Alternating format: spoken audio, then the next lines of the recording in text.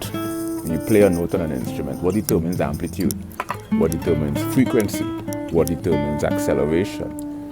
What determines momentum? What determines velocity? What is the sound trajectory that occurs? So we take in a physics analysis of sound. We're not looking at sound from a music perspective, from a music theory perspective. Because if you look at sound from a musical perspective, you have to get into the chromatic scales, the diatonic scales. Primarily the diatonic scales was extracted from the chromatic scales to form the musical structure in the Western Hemisphere. You know, why is there a low, why E chord is a low E and a high E? It's an octave. What is amplitude? What causes amplitude? You know, what causes frequency?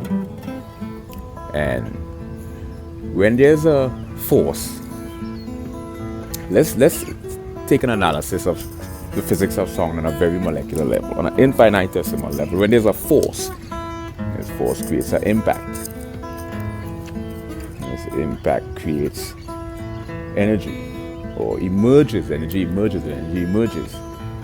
And the force creates an impact and vibrates. Energy emerges and vibrates.